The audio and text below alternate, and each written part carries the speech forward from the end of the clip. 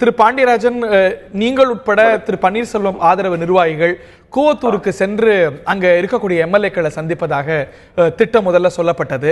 அதுல ஏற்பட்டது என்ன? எதனால் உங்களால சந்திக்க முடியல? உங்களுடைய கருத்துக்களை சொல்லுங்க. ரெண்டு விஷயங்கள் இதுல நம்பர் ஒன், இப்போ ரெண்டு முக்கிய டெவலப்மெண்ட்ஸ் ஹேப்பன். நாங்க இங்கிருந்து கிளம்பினதுக்கு அப்புறம் நாங்க சென்றோடைய நோக்கம் அங்க பல எம்எல்ஏக்கள் எங்களுக்கு கருத்துக்கள் சொன்னாங்க. எங்களை கேப்டிவேட்டில வச்சிருக்காங்க, அந்த இடத்துல சிறைப்பிடித்து வச்சிருக்காங்க. அவங்களுடைய இந்த நேரத்துல குறிப்பாக ஜட்மெண்ட் வந்ததுக்கு அப்புறம் பலரும் அங்கிருந்து விலகி அண்ணன் பன்னீர்செல்வம் அவர்களுக்கு ஓப்பனா ஆதரவு டிக்ளேர் பண்ண விரும்பினாங்க. அந்த இதுக்காக நாங்க போனோம். ஆனா இப்போ அங்க கலெக்டர் 144 உத்தரவு பிறப்பித்தார். அது உங்களுக்கு தெரியும், இல்லீகல் அசம்பிளி தடை பண்றதுக்காக. அதனால அங்க இருக்கிறவங்க கன்ஃபைன் பண்ணி இருக்கிறவங்களை போலீஸே ரெஸ்கியூ பண்ணி கொண்டு வர முடியும் இப்போ. அதனால அந்த மாதிரி ரிக்வெஸ்ட் இருக்கிறது எல்லாத்தையுமே அவங்க ஒரு சிக்னிபிகன்ட் நம்பர் அங்கிருந்து கொடுக்கிறப்போ நம்ம எல்லாருமே அங்கிருந்து கலைச்சு கொண்டு வர முடியும். இரண்டாவது, இப்போ கவர்னர் அவங்கள அந்த லெட்டர் கொடுக்கறதுக்கு தான் இன்வைட் பண்ணியிருக்காங்க. அவங்க எடப்பாடி அவர்களை தேர்ந்தெடுத்த அந்த லெட்டர் கொடுக்கறதுக்கு அலோவ் பண்ணியிருக்காங்க கேள்விப்பட்டோம். மூணாவது, உங்களுக்கு தெரியும், திரு பன்னீர்செல்வம் அவர்கள் இன்றைய முதல்வர் அவங்க கவர்னர்கிட்ட கேட்டிருக்கிறாங்க, நம்மால் பெரும்பான்மை பலத்தை நிரூபிக்க முடியும் என்று, ஃப்ளோர் ஆஃப் த ஹவுஸ்ல நிரூபிக்க முடியும்னு சொல்லியிருக்காங்க. இந்த மூன்று முக்கிய நிகழ்வுகள் எழுந்திருக்கு. அதனால நாங்க இப்ப போற பாதி வழியிலே 144 டெசிஷன் எங்களுக்கு சொல்லிட்டாங்க. அதனால அங்க நாங்க 500 பேர் 600 போய் நிற்கிறது சட்டம் ஒழுங்குக்கு பாதகமா இருக்கும்னு சொல்லிட்டு நாங்களே தான் விலை திரும்பி வந்துட்டோம். ஏன்னா இப்ப அரெஸ்ட் வாரண்ட் பிறப்பிக்கப்படும் காலகட்டமாக இருக்கிறது. ட்ரையல் கோர்ட்ல இவங்க அதை எதிர்த்து சுப்ரீம் கோர்ட்ல ஃபைல் பண்ணியிருக்காங்க. வேகமாக நிகழ்வுகள் நடந்து கொண்டிருக்கிறது. எந்த காரணத்தை கொண்டும் நம்ம அரசாங்கத்துக்கு நம்மால சட்டம் ஒழுங்கு பாதிப்பு வரக்கூடாதுன்ற எண்ணத்தினால நாங்க பாதி சேர்ந்திருந்தும் திரும்பி வந்துட்டோம். அங்க ஏன்னா எங்களை பொறுத்த வரைக்கும் சட்டம் தன் கடமையை செய்யும். அங்க போலீஸ் அங்க இல்லீகலா அசம்பிள் ஆகி இருக்கிறவங்க, கேப்டிவா வச்சிருக்கிறவங்க எல்லாரையும் அவங்க வெளியே எடுக்கிறதுக்கு அவங்க ஏற்பாடு செஞ்சிருக்காங்க. இந்த நேரத்துல நாங்க அங்க போய் நின்றுட்டு அது தேவையற்ற ஒரு வன்முறைக்கு வித்திடக்கூடாதுன்றதுனால தான் திரும்பி. காவல்துறை தரப்புல கொடுக்கப்பட்டிருக்கு, அங்க யாரேனும் இல்லீகலா அவங்களுடைய விருப்பத்துக்கு மாறா அடைத்து வைக்கப்படுவார்களானா பட்டிருப்பார்களானா அவங்களை விடுவிக்கிறதுக்கு காவல்துறை உத்தரவாதம் கொடுத்திருக்குன்னு சொன்னீங்க. அப்படி யாரேனும் விடுவித்தோ இல்ல வெளியில அவங்க வில்ல காவல்துறையினால் கொண்டு வரப்பட்டிருக்கிறாங்களா? அந்த செய்தி எதுவும் உங்களுக்கு இருக்கா? நாங்க இந்த லிஸ்ட் கொடுக்கணும் அவங்ககிட்ட. அவங்கள நேரடியா அவங்களுக்கு ஒரு மெசேஜ் ஆகுது அனுப்பணும்னு சொல்லி கேட்கிறாங்க. ஸோ அவங்க உள்ள இருக்கிற யாராலும் அவங்க ஒரு மெசேஜ் மட்டும் அனுப்பும் பட்சத்தில் அது எங்களுக்கு அனுப்பி நாங்க அவங்களுக்கு ஃபார்வர்ட் பண்ண முடியும். ஸோ அது நடக்கும் என்று நான் நம்புகிறேன். அந்த நிலை வரும் பொழுது கண்டிப்பா காவல்துறை அவங்கள அங்கிருந்து ரிலீஸ் பண்றதுக்கு ஏற்பாடு செய்வாங்க. இவர்கள பலர் திரு எடப்பாடி பழனிசாமியை சட்டமன்ற குழு தலைவராக தேர்ந்தெடுக்கப்பட்டிருக்கிறாங்க. இதை அகேன்ஸ்ட் தேர் வில்லு நீங்க கருதுறீங்க. ஒரு ஃப்ரீ அண்ட் ஃபேர் ஒரு சிச்சுவேஷன் உருவாகுமானா எத்தனை பேர் திரு பன்னீர்செல்வ ஆதரவுக்கு நிலைப்பாடு எடுக்கிறதுக்கான வாய்ப்பு இருக்குன்னு நினைக்கிறீங்க? நாங்க இன்னும் நம்புறது முழுமையான பெரும்பான்மையை ஃப்ளோர் ஆஃப் த ஹவுஸ்ல திரு பன்னீர்செல்வம் அவர்கள் நிரூபிப்பார் என்பது எங்களுடைய நம்பிக்கை. ஓகே, ஸோ எங்களுடைய இமீடியட் ப்ரையாரிட்டி எங்கிட்ட ஏற்கனவே ஆதரவு தெரிவித்து, ஆனால் இங்க ஒரு சோஷியல் ப்ரெஷர்னால அங்க இருக்கிறவங்களை வெளியே கொண்டு வர்றதுதான், அவங்கள சுதந்திரமாக எங்க அலோவ் பண்றதுதான் எங்களுடைய இமீடியட் ரிக்குவயர்மெண்ட். அதுக்கு தான் நாங்க இப்போ ஒர்க் பண்ணிட்டு இருக்கோம். ஸோ கண்டிப்பா வெகு விரைவில் அவர்கள் வந்துருவாங்க. நான் எப்படி நேற்று திரு SS அவர்கள் மதுரையிலிருந்து மாறுவேடத்தில் தப்பி ஓடி வந்தார்களோ அது போல SS சரவணன் வந்தது. இன்னைக்கு காலையில் திரு செம்மலை அவர்கள், சின்ராஜ் அவர்கள், இவங்க எல்லாம் வெளியே வந்திருக்காங்க. அவங்ககிட்ட கண்டிப்பா இப்ப அவங்க 118 பேர் இருக்காங்கன்னு சொல்லி அவங்க கொடுக்க போறது அந்த டீம் அவங்ககிட்ட இல்லைன்றத கவர்னருக்கு நாங்க தெளிவுபடுத்த போறோம். இப்போ அவங்க சிலரை கட்சியில இருந்து எடுத்ததும் அவங்களுக்கு அந்த உரிமை கிடையாதுன்றதையும் நாங்க போறோம். நாங்க எங்க தரப்புல இருக்கிற எம்எல்ஏக்கள், முக்கிய நிர்வாகிகள் அந்த முயற்சியில் இருக்கோம்.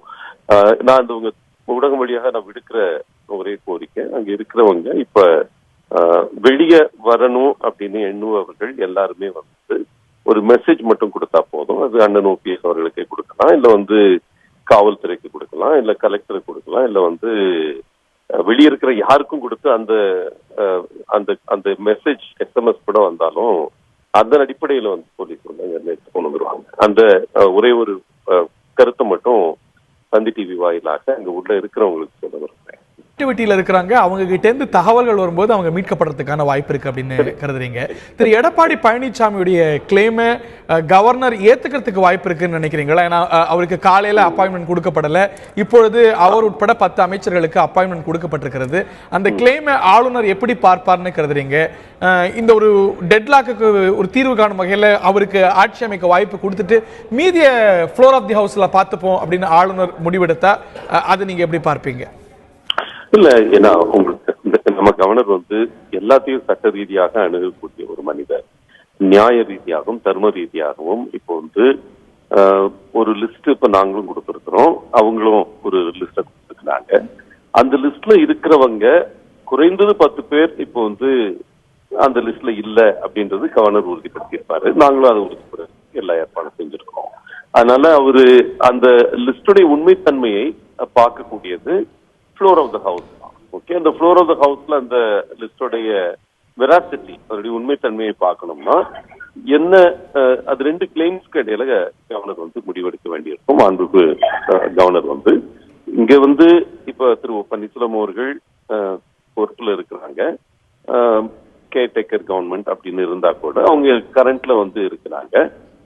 இந்த கேஸுக்கு அப்புறம் மிகப்பெரிய அளவுல மக்கள் மனசுல மட்டும் இல்லாம எம்எல்ஏக்கள் மனசுலயும் மாற்றம் இருக்கிறது இயற்கையான ஒன்று என்பது கவர்னர் அறிந்த விஷயமா தான். அப்படிங்கிறப்போ ஏற்கனவே ஒரு சீஃப் மினிஸ்டர் இருக்கிறப்போ அந்த சீஃப் மினிஸ்டரை கொடுத்து அந்த சபையில வந்து பெரும்பான்மையை ப்ரூவ் பண்ண சொல்றதுதான் இயற்கையான நேச்சுரல் கோர்ஸ் ஆஃப் ஆக்ஷனா இருக்கும்னு நாங்க நம்புறோம். அதுக்கு வந்து இவங்க எப்படியும் வந்து இப்ப 117 கூட இல்லைன்றது அவங்களுக்கே தெரிஞ்ச விஷயம். அதனாலதான் இவ்வளவு ஒரு ஃப்ரஸ்ட்ரேஷன் தான் அவங்க ஆக்ஷன் எடுத்துட்டு இருக்காங்க. 117 கூட இல்லைன்னா இங்க 10க்கு மேல இல்லையா? அதுதானே யதார்த்தமா இருக்கு.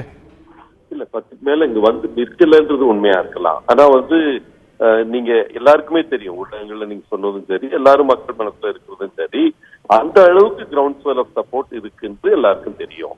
ஆளுநரை பொறுத்த வரைக்கும் கிரவுண்ட் ஸ்வெல்லோ எம்பிக்கள கருத்தோ இல்ல பொதுமக்கள் கருத்தையோ பார்க்க மாட்டாரு. எம்எல்ஏக்களுடைய கருத்து தானே ஆளுநரை பொறுத்த வரைக்கும் ரொம்ப முக்கியமானது. அவங்க தொடர்ந்து கையெழுத்து கொடுத்துட்டு இருக்காங்க. அது 135ல இருந்து 125 வந்திருக்கலாம். பட் இட் இஸ் மோர் தென் 117. நீங்க வந்து அவங்க சுதந்திரமாக இயங்கும் நிலையில் அவங்க எடுக்கிற முடிவை தான் வந்து கவர்னர் பார்க்கணும். அவங்க சுதந்திரமாக இருக்கக்கூடிய ஒரே இடம் சட்டமன்றம் தான், சீக்ரெட் பேலட் நீங்க வைக்கிறப்போ வந்து. ஆனா அதே நேரத்துல இப்போ வந்து அவங்க தலைவி எனி டைம் அரெஸ்ட் ஆகி உள்ள போற நிலைமையில எது இயற்கையாக இருக்கும்னு கவர்னர் பார்க்கணும்ல, கண்டிப்பா பாப்பா என்பது எங்களோட நம்பிக்கை. எனிவே நாங்க we can't dictate what governor will say. We can only request the governor. We can make our claim, we can request the governor. கண்டிப்பா வந்து அவர் என்ன செய்வார் என்று நாங்க சொல்ல முடியாது, என்ன செய்ய வேண்டும் என்றுதான் நாங்க ஃப்ளோர் டெஸ்ட் உங்களுக்கு முதல்ல திரு பன்னீர்செல்வம் தரப்புக்கு முதல்ல கிடைக்கும்னு நம்புறீங்களா? அதுதான் உங்க கோரிக்கையா? அதான் எங்களோட கோரிக்கை. கண்டிப்பா வந்து ஒரு வாரத்துல நாங்க பண்ண முடியும். சில சட்ட வல்லுநர்கள் உத்தரப்பிரதேசத்தில் நடந்தது போல காம்போசிட் ஃப்ளோர் டெஸ்ட் 2 தரப்புக்கும் ஒரே சமயத்துல வாய்ப்பு கொடுத்து பெரும்பான்மை நிரூபிக்கக்கூடிய வாய்ப்பை பற்றி எல்லாம் பேசப்படுது. அதுல உங்க அணியோட நிலைப்பாடு என்ன? இல்ல, 2 சட்ட வல்லுநர்கள் அந்த கருத்தை சொல்லியிருக்காங்கன்னு எங்களுக்கு சொல்லப்பட்டது. முதல்ல வந்து இது அவங்க சசிகலா அவர்களை தேர்ந்தெடுத்திருக்கிற கட்டத்துல இதை சொல்றாங்க. இப்போ அந்த கோரிக்கையை முன்வைக்கிற மாதிரி தெரியல. எங்களுக்கு தெரிஞ்சு அவங்கள ஆட்சி அமைக்க அழைக்கணும், நாங்க ப்ரோட்டஸ்ட் போறோம்ன்ற மாதிரி தான் சொல்லியிருக்கிறதா கேள்விப்படுறேன். என்னை பொறுத்த வரைக்கும் எங்களோட கோரிக்கை இது, here is a chief minister, here is a person, அனைவராலும் ஏற்றுக்கொள்ளப்படக்கூடிய ஒரு மனிதர், கட்சி முழுக்க எங்க கூட இருக்காங்க. இப்போதைக்கு அவங்க இடைக்கால ஒரு பொதுச் செயலாளர் என்ற ஒரு பார்வை தான் அவங்களுக்கு இருக்கு. அவங்களுக்கு இந்த மாதிரி ஆட்களை வெளியே அனுப்பலாம் உரிமை இல்லை என்பதையும் நாங்க தெளிவா எடுத்து வச்சிருக்கோம். 10 எம்எல்ஏக்கள் நீங்க சொன்ன மாதிரி இப்ப நாங்க ஒரு ரெப்ரசன்டேஷன் கொடுத்திருக்கோம், கவர்னர் கொடுத்துட்டு இருக்கோம்.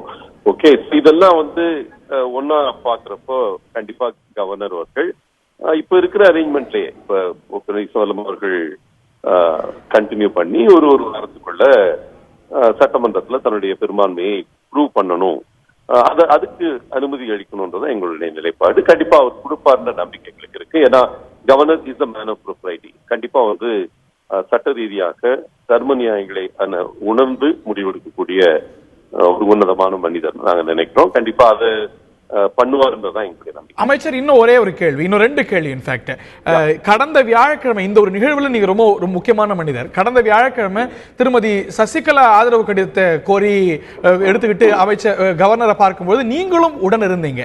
அதுல நிகழ்ந்த முக்கியமான விஷயம் கவர்னருடைய மனநிலை. அவர் எதனால் அந்த ஒரு கிளைமை உடனடியா ஏற்கல அப்படிங்கறத பத்திய ஒரு தெளிவு கிடைத்ததா? கவர்னர் என்ன சொன்னார்? எதனால் அந்த ஒரு தயக்கம் இருந்ததுன்னு உங்களுக்கு கிடைச்சது? சொல்லியிருக்கேன். உங்களுக்கு தெரியும், ஒண்ணு உள்ள போனப்போ அருகில் அமர்ந்திருந்தவர் திரு தினகரன் அவர்கள், டிடிவி தினகரன். கட்சியில எந்த பொறுப்புலையும் இல்லை, கட்சியில உறுப்பினரா என்பதே கூட ஒரு கேள்விக்குறியா இருக்கக்கூடிய ஒருவர் அருகில் அமர்ந்திருந்தார். முதல்ல அவங்க சசிகலா அவர்கள் அந்த கிளைமை கொடுத்துட்டு 2 வரிகள் மட்டுமே அவங்க பேசினாங்க. அதுக்கப்புறம் 20 நிமிடங்கள் அந்த இடத்துல இருந்து பார்ட்டி ஸ்போக்ஸ் கல்வி அமைச்சரா நான் தான் எடுத்து பேசிட்டு இருந்தேன். ஆளுநர் கேட்ட முதல் கேள்வியே வந்து அத்தன்டிகேஷன். இந்த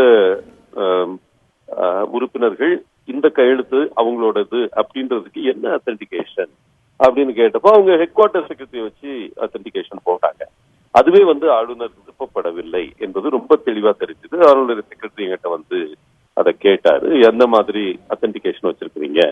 ஏன்னா இப்ப அப்போ திரு OPS அணியிலிருந்து போன அந்த 10 பேரும் என்ன மெயினா சொன்னாங்கன்னா, அவங்க கொடுக்குற அந்த கையெழுத்தே வந்து அந்த எம்எல்ஏக்களோட கையெழுத்து கிடையாது. அது வந்து OPS அண்ணன் அவர்களுடைய அணியிலிருந்து சென்றவர்கள் எடுத்து வைத்த முக்கியமான வாதம். அதுக்கு வந்து கவுண்டர் பண்ற அளவுக்கு தான் அடுத்து அவங்க என்ன செஞ்சாங்க, இண்டிவிஜுவல் லெட்டர்ஸ் வாங்கினாங்க. இண்டிவிஜுவல் லெட்டர்ஸையும் அத்தன்டிகேட் பண்ணல. அத்தன்டிகேஷனா ஏதோ ஒரு தேர்ட் பார்ட்டி அதை வந்து இவர் தான் அப்படின்னு அத்தன்டிகேட் பண்றது. ஏன்னா இந்த இதுல வந்து அவங்க கண்டிப்பா சமான கட்டை வாங்கியிருக்க முடியும், அதையும் வாங்கல அந்த டைப்ல வந்து. ஏன்னா ஈவன் அந்த நேரத்துல கூட அவங்களுக்கு முழு மெஜாரிட்டியோட அவங்களால கையெழுத்து வாங்க முடியல அந்த நேரத்துல கூட. அதுக்கப்புறம் வந்து பெரேட் பண்ற விஷயம் நடந்தது. அதுக்கு வந்து அவர் ஒத்துக்கிட்டாரு. கவர்னர் வந்து அந்த பெரேடுன ராஜ்பவன்றதே வந்து பல கேசஸ்ல அது தவறுன்னு கோர்ட்ஸ் எல்லாமே சொல்லியிருக்காங்க. பெரேட் பண்ணலாம்னு சசிகலா தரப்புல சொல்லப்பட்டதா? அது ஒரு வாய்ப்பா சொல்லப்பட்டதா? இப்பதான் சொல்றாங்கன்னு கேள்விப்பட்டேன். அந்த நேரத்துல வந்து அதை அவங்க வேண்டான்னு முடிவெடுத்திருந்தாங்க. ஏன்னா அவங்களுக்கு அந்த நேரத்துல எம்எல்ஏக்களை வெளியே கொண்டு வந்து ஒவ்வொரு வாட்டி வெளியே கொண்டு வந்து திரும்பி கொண்டு 2 பேர் போயிடுறாங்கன்ற ஒரு எண்ணம் இருந்தது. அந்த நேரத்துல நான் அவங்க கூட இருந்தப்ப இன்ஃபேக்ட் நானே கூட அதை ப்ரொபோஸ் பண்ணியிருந்தேன். அந்த டயத்துல எனக்கும் அந்த டயத்துல முழு இருக்குன்ற நம்பிக்கை இருந்தது, தவறான நம்பிக்கை இருந்தது அந்த டயத்துல. ஆனா அவங்க அதை கேட்க கூட இல்லை. ஏன்னா அவங்களுக்கு பெரேட்னு போயிட்டாலே உங்களுக்கு 2 பேர் 3 பேர் போயிடுவாங்க, அந்த பயம் அவங்களுக்கு அப்ப இருந்து இருந்தது. மிகப்பெரிய அளவுல போயிடுவாங்கன்ற நம்பிக்கை இருந்தது. இன்னைக்கும் கூட அவங்க அந்த இதை கேட்கல. 10 பேரு போய் அவங்க கொடுக்க போறப்ப கூட ஃப்ளோர் டெஸ்ட்ன்ற ரேஞ்சில தான் போயிட்டு இருக்காங்க. அதனால இப்ப இந்த தரப்புமே இப்ப வந்து பெரேடுன்றது கேட்கல. அன்று கன்ஃபைன்மென்ட் பற்றி ஏதாவது பேச்சு வந்ததா? ஏன்னா அன்று சசிகலாவோடு நீங்க சென்றிருந்தீங்க, அதற்கு முன்பு மாலையில திரு OPS சந்தித்திருந்தார். அப்போ அவங்க எல்லாம் கன்ஃபைன் பண்ணி வச்சிருக்காங்க எம்எல்ஏக்கள், they are not at their free will அப்படின்னு திரு பன்னீர்செல்வம் கம்ப்ளைண்ட் பண்ணியிருந்தார். அது பற்றி ஆளுநர் சசிகலா தரப்பு கிட்ட, நீங்கள் உட்பட அன்னைக்கு இருந்த சசிகலா தரப்பு கிட்ட ஆளுநர் பற்றி கேட்டறிந்தாரா? கேட்டாரு. அப்போ வந்து அவங்க ஃப்ரீ வில்ல தான் இருக்காங்கன்னு நாங்க ரெஸ்பாண்ட் பண்ணோம் அந்த டைம்ல. ஏன்னா அந்த டயத்துல எனக்கு தெரிஞ்சு ஓரளவு ஃப்ரீ வில்ல தான் இருந்தாங்க. இப்ப இந்த ஆளுநருடைய ஒரு கன்சர்னா இருந்தது, அவங்க எம்எல்ஏக்கள் ஒரே இடத்துல இருப்பது, வெளியில வராம இருந்தது ஆளுநருடைய ஒரு கன்சர்னா இருந்தது.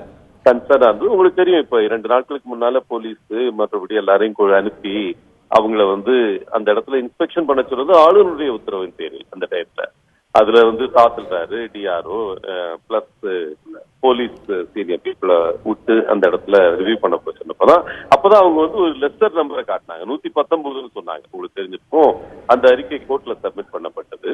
அது வந்து கவர்னர் எடுத்த ஒரு முயற்சி தான். அதுல வந்து ஒவ்வொருத்தரையும் லெட்டர் வாங்குங்க, உங்களுக்கு சாப்பாடு கிடைக்குது, உங்களுக்கு இது கிடைக்குது, கோர்ட் டைரக்ட் பண்ணாங்க. பட் கவர்னர் கண்ட்ரோல்ல தான் இன்னைக்கு போலீஸ் போனாங்க.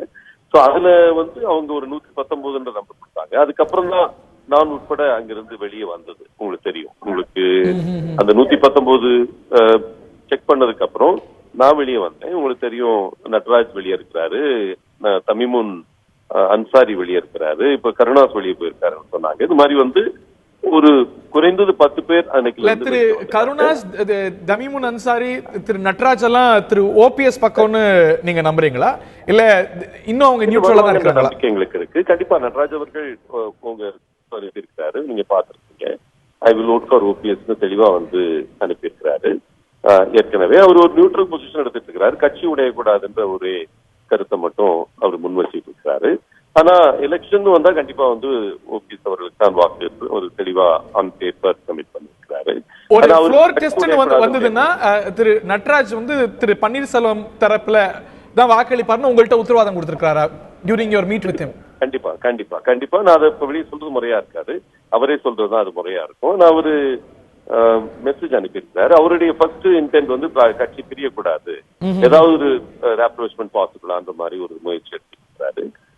பட் மிமுன் அன்சாரியை பொறுத்த வரைக்கும் அவங்க நாகப்பட்டினத்துல தேர்தல் வச்சு மக்களுடைய வாக்கு கருத்துக்களை கேட்டு அந்த முடிவு எடுக்க போறேன்னு சொல்லியிருக்கிறாரு. ஆனா அவருடைய எண்ணமும் எங்கள் பால் இருக்கின்றது நாங்க நம்புறோம். அவங்க வந்து வாக்கெடுப்பு நிகழ்ந்து 2000 பேருக்கு மேல ஓட்டு போட்டிருக்காங்க. அதுக்கப்புறம் வன்முறை வந்துடக்கூட ஒரு உணர்வுல அதை நிறுத்தியிருக்காங்க. அந்த 2000 கவுண்ட் பண்ணி அனௌன்ஸ் பண்றேன்னு சொல்லியிருக்கிறாரு அவர் வந்து. ஓகே, அது பெருவாரியான வாக்குகள் எங்களுக்கு இருக்குன்னு நாங்க நம்புறோம். ஓகே, அவரை பொறுத்த வரைக்கும் அங்க அவரு ரிசார்ட்லயும் கிடையாது, எங்கேயும் கிடையாது, அவரு இண்டிபெண்டா தான் இருக்கிறாரு. எங்களை பொறுத்த வரைக்கும் இதெல்லாம் நீங்க பாக்குறப்போ கண்டிப்பா கவர்னர் இது எல்லாத்தையும் பார்க்க போறாரு. அது வந்து இப்போ ஒரு குற்றம் சாட்டப்பட்டவர் என்ற நிலையிலிருந்து இப்போ வந்து சென்டென்ஸ் அவர் வந்து தண்டிக்கப்பட்டவர் என்ற நிலைக்கு வந்திருக்கிறாங்க சசிகலா அவர்கள். இது வந்து மக்கள் மத்தியில உங்களுக்கு தெரிஞ்சிருக்கும், லா அண்ட் ஆர்டர் பெர்ஃபெக்டா இருந்திருக்கு தமிழ்நாடு. எங்கேயும் யாரும் வந்து ஏதோ அன்டுவர்ட் இன்சிடென்ட்ல போகல. சொல்ல போனால் ஒரு ஒரு கொண்டாட்ட மனநிலை இருக்கு இன்னைக்கு கிரவுண்ட் லெவல்ல பாத்தீங்கன்னா. ஏன்னா எங்களை பொறுத்த வரைக்கும் புரட்சி தலைவி அம்மா அவர்கள் இந்த கேஸ்ல வந்து எந்த விதமான தண்டனையும் பெறவில்லை. அவர்களை பொறுத்த வரைக்கும் ரொம்ப தெளிவா சொல்லியிருக்கு கோர்ட்டு. நாங்க அவங்கள வந்து இந்த கோர்ட்ல இது அம்மாவுடைய பெருமைக்கு அம்மாவோட புகழுக்கு எந்த இழிவும் இதனால வரலன்னு நாங்க நம்புறோம். இல்ல அப்படி நம்ம கருத முடியுமா? இன்னைக்கு A1 to A4 எல்லாருமே கன்விக்ட், எல்லாருமே குற்றவாளிகள் அப்படின்னு அறிவிச்சிட்ட பிறகு அவங்க இறந்து போயிட்டதுனால அவங்களுக்கு தண்டனை வழங்க முடியாது. That is very natural. ஆனா என்ன விமர்சனம் வைக்கப்படுதுன்னா, திரு பன்னீர்செல்வத்துடைய இல்லம் வாயில கொண்டாடப்படுது, இனிப்பு கொடுக்கப்படுது. செல்வி ஜெயலலிதாவும் தண்டிக்கப்பட்டிருக்கக்கூடிய, தண்டனை வழங்க முடியாது, ஆனா குற்றவாளின்னு நிரூபிக்கப்பட்டிருக்கக்கூடிய வழக்குல தானே இதுல கொண்டாடுறதுக்கு என்ன இருக்குன்னு கேட்கிறாங்க. மாண்புமிகு நீதியரசருடைய வார்த்தைகள் நீங்க பாத்தீங்கன்னா 2 ஜட்ஜ்மெண்ட்ஸுமே தெளிவா வந்து இந்த கேஸ்ல அம்மாவோட ரோலை பத்தி, ஏன்னா அவங்க எந்த ஒரு கமெண்ட்டும் பண்ணல, எந்த ஒரு இதுவும் பண்ணல. ஏன்னா அந்த A2, A3, அவங்க தானே public servant. A1 public servant, அவர்கள் மூலமா தான் வழக்கு. இது வந்து பிரிவென்ஷன் ஆஃப் கரப்ஷன் ஆக்ட் வந்து பப்ளிக் சர்வெண்ட் மூலமா தான் இந்த வழக்குக்கு பொருந்தது. சோ இது வந்து செல்வி ஜெயலலிதா பற்றியதே இல்லை இந்த ஒரு வழக்கு. அதனால வந்திருக்கக்கூடிய தீர்ப்பை கொண்டாடுறோம் அப்படின்னா அது மிஸ்லீடிங்கா இல்லையா அமைச்சர்? இல்லைங்க, நாங்க வந்து கண்டிப்பா ஓபிஎஸ் அண்ணன் வீட்லயோ எங்கேயோ அந்த மாதிரி கொண்டாட்டங்களை நாங்க என்கரேஜ் பண்ணல. இனிப்பு வழங்கப்பட்டதை பார்த்தோம், வெடி வெடிக்கப்பட்டதை பார்த்தோம், சக்கரை பொங்கல் கொடுத்திருந்தாங்க, கேசரி கொடுத்திருந்தாங்க. சாரி, தொண்டர்கள் மனநிலை இந்த நேரத்துல எப்படி இருக்குன்றத நான் சொல்ல விரும்புறேன். என்ன பொறுத்த வரைக்கும் அம்மாவுக்கு இந்த கேஸ்னால எந்த களங்கமோ கரையோ படலன்றது எங்களோட நம்பிக்கை. எந்த ஒரு வார்த்தை கூட இந்த ஜட்மெண்ட்ல அம்மாவை பத்தி நெகட்டிவா தரப்படவில்லை. இதுல வந்து இது ஒரு கேர்ஃபுல்லான ஒரு ரெஸ்பான்ஸ் நான் பதிய வைக்கணும்னு விரும்புறேன். எங்களை பொறுத்த வரைக்கும் இதனால ஒரு எங்களுக்கு, அதாவது இப்ப பொறுப்புல இருக்கிற அண்ணன் ஓபிஎஸ் அவர்களுக்கோ எனக்கோ மற்றும் இருக்கிற எம்எல்ஏக்களுக்கோ, நான் நேற்றே நான் சொன்னேன், ரெக்கார்ட் பண்ணியிருக்கேன். கேஸ் எப்படி போனாலும் இன்னைக்கு அங்க இருக்கிற எம்எல்ஏக்கள் என்ன கேள்வி மனசுல அப்பர் மோஸ்ட் இருக்கணும்னு நான் நினைக்கிறேன்னா, யாரால் அடுத்த தேர்தல்ல லீட் பண்ண முடியும்? இன்னைக்கு இவ்வளவு பெரிய மக்கள் ஆதரவு இருக்கிற திரு ஓ பன்னீர்செல்வம் அவர்களா, வெளியே வந்து தலைகாட்ட முடியாத இருக்கிற அவங்க சசிகலா அவர்களா என்பதுதான் எனக்கு கேள்வி. வந்து அவங்களால உங்களுக்கு ஓட்டு வாங்கி தர முடியாதுன்னு அங்க இருக்கிற ஒவ்வொருத்தருக்கும் தெரியும். கட்சி பிளவுபடக்கூடாதுன்ற எண்ணத்துல பலர் இருக்கலாம். அதனாலதான் இன்னைக்கு ஓபிஎஸ் அண்ணன் அவர்கள் ஆனரபிள் சீஃப் மினிஸ்டர் தெளிவா சொல்லியிருக்காங்க, எல்லாரும் வாங்க சேர்ந்து இருந்து அம்மாவோட ஆட்சி நடத்துவோம் அப்படின்னு தான் அவரு அறிவிச்சிருக்காரு. உங்க எல்லாருக்கும் தெரிஞ்சிருக்கோம். நாங்க எங்களோட என்டையர் திங் வந்து யார் மூலமாவது நம்ம வந்து ஆட்சியில இருக்கணும் அப்படின்ற எண்ணம்லாம் அண்ணன் அவர்களுக்கு கிடையாது, ஓபிஎஸ் அண்ணனுக்கு. அதை ரொம்ப தெளிவா கம்யூனிகேட் பண்ணியிருக்கோம் உங்க ஊடகங்கள் மூலமாகவும். அந்த அறிக்கை அவங்க ரீச் ஆயிருப்பாங்க. என்னை பொறுத்த வரைக்கும் கட்சி ஒன்றுபட்டு இருக்க வேண்டிய நேரம் இது. கசப்புகளை மறந்து மறுபடியும் ஒருதாய் மக்களாக இந்த 135 பேரும் ஒருங்கிணைந்து தமிழக சட்டமன்றத்துல பங்கு பெறணும். அதைத்தான் அண்ணன் ஓபிஎஸ் அவர்கள் மிக தெளிவாக சொல்லிட்டு இருக்காங்க. இது எந்த நேரத்திலையும் அவங்க யாரையுமே திருமதி சசிகலாவுடைய தலைமை தான் ரொம்ப கான்ட்ரவர்சியலா திரு பன்னீர்செல்வம் உட்பட அவருடைய ஆதரவாளர்கள் எல்லாம் சொல்லி வந்தாங்க. இன்னைக்கு திருமதி சசிகலா தலைமை ஏற்க முடியாது ஆட்சிக்கு அப்படின்னு தெளிவாயிடுச்சு. இப்போ செல்வி ஜெயலலிதாவுடைய அமைச்சரவையில மிக முக்கியமான சகாவா இருந்த எடப்பாடி பழனிசாமியுடைய தலைமை. சோ அதுல அந்த திருமதி சசிகலா தலைமையில இருந்த அந்த ஒரு கான்ட்ரவர்சியல் எலிமெண்ட் நீங்கிட்ட பிறகு அதோடைய எஃபெக்டும் குறைஞ்சதா நீங்க நினைக்கலையா? இல்ல, கண்டிப்பா குறைஞ்சிருக்கும். அதுல ஒன்னும் மாற்று கருத்து கிடையாது. ஏன்னா அண்ணன் ஓபிஎஸ் அவர்களை பொறுத்த வரைக்கும் அங்க இருக்கிற ஒவ்வொரு எம்எல்ஏவையும் எம்பியையும் ஒவ்வொரு அமைச்சரையும் அவர் கண்டாக கருதுகிறார். அது தெளிவா சொல்லியிருக்கிறார். அவங்க யார் மேலும் எங்களுக்கு எந்த வருத்தமும் கிடையாது, எந்த கசப்புணர்வும் கிடையாது. அவங்களை மீண்டும் அரவணைத்து அழகா அமைச்சரவையை கொண்டு போகணுன்றது அவங்களுடைய எண்ணம். நான் உங்க ஊடகங்கள் மூலமாக மீண்டும் மீண்டும் அவங்கள்ட்ட சொல்ல விரும்புறது, திரும்பி வாங்க. அங்க இருக்கிற எம்எல்ஏக்களும் சரி அமைச்சர்களும் சரி ஒரு குடும்பமாக, அம்மாவின் குடும்பமாக மீண்டும் அனைத்து இந்திய அண்ணா திராவிட முன்னேற்ற கழக ஆட்சியை உருவாக்குவோம், கட்டி காப்போம் அப்படின்றதான் அவங்க சொல்லியிருக்காங்க. அதை மட்டும் உங்க ஊடகம் மூலமாக நான் சொல்ல விரும்புறேன். யாரும் வேண்டாதவர்கள் கிடையாது. எங்களை பொறுத்த வரைக்கும் அந்த டீம்ல கண்டிப்பாக நடவடிக்கையில ஈடுபடுவீங்களா? ரெண்டு தரப்பையும் அப்ரோச் பண்றதுக்கு இணைக்கிறதுக்கான நடவடிக்கைகள் மேற்கொள்ளப்படுமா? அதனுடைய ஒரு முக்கியமான அங்கம்தான் அண்ணன் ஓபிஎஸ் அவர்கள் இன்னைக்கு கொடுத்த அறிக்கை. அதனுடைய அர்த்தத்தை அனைவரும் புரிந்திருப்பார்கள் நினைக்கணும். இப்ப நாங்க அவ்வளவு தூரம் போனதுக்கும் ஒரு காரணம் அவங்களை வரவேற்று அழைத்து வருவதற்கு தான். ஏன்னா ஒரு கேப்டிவிட்டியில இருக்கிறவங்க, அவங்களை கேப்டிவா வச்சிருக்கிறவங்க எல்லாருமே கூட வரணுன்ற எண்ணம் தான் எங்களுக்கு இருக்கு. எந்த நேரத்திலயும் அவங்க இழிவுபடுத்தப்படுவோமோ என்ற எண்ணத்தால் யாரும் இங்க வராம இருக்க வேண்டாம். அவங்க மகிமைப்படுத்தப்படுவார்கள், எந்த நேரத்திலும் இழிவுபடுத்தப்பட மாட்டார்கள் என்பதை உங்கள் வாயிலாக அண்ணன் ஓபிஎஸ் சார்பாக உங்களுக்கு சொல்ல விரும்புறேன். முதலமைச்சர் மாறாம, கேபினெட் மாறாம, புதிய தேர்தல் வராம இந்த அரசு, திரு பன்னீர்செல்வம் தலைமையிலான அரசு முழுமையா 5 ஆண்டுகளை மீதம் இருக்கக்கூடிய 4.25 வருஷத்தை நிறைவு செய்யணும் நம்புறீங்களா? அதற்கு மேலும் அம்மா சொன்ன மாதிரி 100 ஆண்டுகள் வரை அனைத்து இந்திய அண்ணா திராவிட முன்னேற்ற கழகம் இந்தியாவின் 3வது கட்சியாக, தமிழகத்தின் முதல் கட்சியாக உன்னதமான இடத்தில் இருக்கும் நான் சென்ற பிறகும் என்று அம்மா சொன்ன வார்த்தை நாங்கள் எங்களுக்கு மட்டும் இல்லாம அங்க இருக்கிற அந்த எம்எல்ஏக்களுக்கும் அது மனசுல ஆழமா பதிஞ்சிருக்குன்னு நினைக்கிறோம். அதனால எங்களை பொறுத்த வரைக்கும் எந்த வேற்றுமை பாராமல், எந்த கசப்புணர்வும் மனதில் வைத்திருக்காமல் அவங்க எல்லாரும் ஒண்ணு சேர்ந்து திரு பன்னீர்செல்வம் அண்ணன் அவர்கள் தலைமையில இயங்கணும்ன்றதான் எங்களுடைய எண்ணம். Okay, one last question. இப்போ 20 நிர்வாகிகளை நீக்கி இருக்கிறாங்க திருமதி சசிகலா பொறுப்புல இருந்து. அதுல திரு பன்னீர்செல்வம் மற்றும் நீங்கள் இருவரும் தான் சட்டமன்ற உறுப்பினர்கள். ஆறுகுட்டியிலிருந்து செம்மலை வரைக்கும் சட்டமன்ற உறுப்பினர்கள் உங்களை ஆதரவு தெரிவிக்கும் போது உங்கள் இருவரின் மீது மட்டும் நடவடிக்கை பாய்ந்ததுக்கான காரணம், ராஷ்னால் என்ன நினைக்கிறீங்க? முதல்ல அதை எடுக்கிறதுக்கு அவங்களுக்கு எந்த சட்ட ரீதியான உரிமையும் கிடையாது. அதான் எங்க நிலைப்பாடு. Okay, I need to take leave. Thank you.